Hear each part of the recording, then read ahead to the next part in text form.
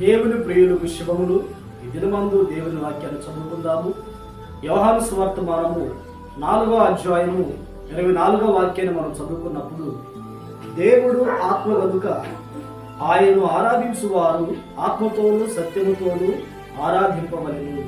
ప్రియ దేవుని బిడ్డలారా, మనం ఆరాధించే సర్వశక్తి గల దేవుడు ఆరాధనకు యోగ్యుడు. ఆయనను ఎలా మనం ఆరాధన చేయాలి అంటే, ఆత్మతోనూ సత్యముతోనూ మనము ఆరాధన చేయాలి. అంటే మన ఆత్మతో దేవుని ఆరాధించాలి. అలాగే సత్యము అనగా యథార్థముగా నిజముగా దేవునిని మనము ఆరాధన చేయాలి, ఆరాధించాలి.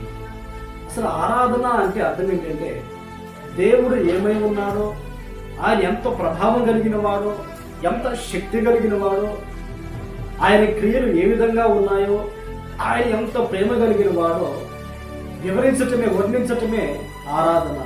దేవుడు మన జీవితంలో అనేకమైన మేలులు ఉపకారాలు చేసి ఉన్నాడు కనుక, ఆయన చేసిన ఉపకారాలను బట్టి, ఆయన చేసిన మేలును బట్టి ఆయన నామమును గొప్ప చేయుటయే, ఆయన చేసిన మేలును తలంచుకొని ఆయనను కనపరచి గొప్ప చేయటమే ఆరాధన.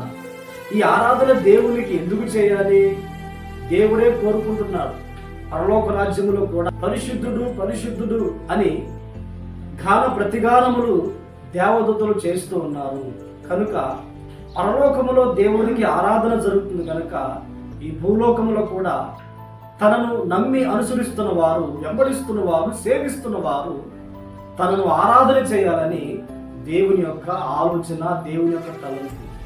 అందుకనే ప్రియ దేవుని బిడ్డలారా, మన పూర్వీకులైన ఇశ్రాయేలు మధ్యలో ప్రత్యక్ష గుడారాన్ని దేవుడు ఎందుకు నిర్మించమన్నాడంటే, ఆయన ప్రజల మధ్యలో ఉండి ప్రజల చేత ఆరాధించబడటానికి ఆయన ప్రత్యక్ష గుడారాన్ని నిర్మించమన్నారు.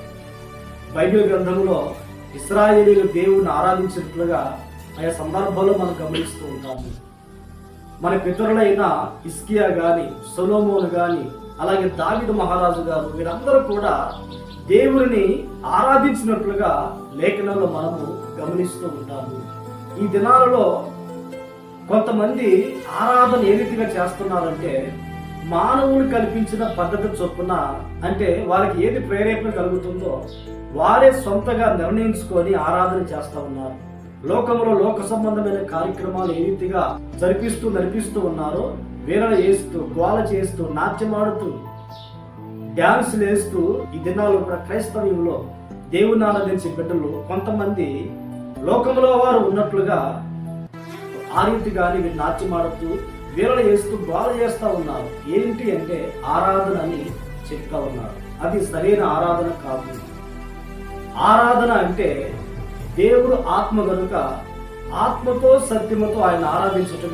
ఆత్మైన దేవుడు మనలోకి వస్తాడు, ఆయన మన మీద ఉంటాడు, ఆయన మనలో ఉంటాడు. ఆయన దేవుని ఎందుకు ఆరాధించాలంటే, మనము దేవుడు ఏకమై ఉండులాగున మనము ఆయన ఆరాధించాలి.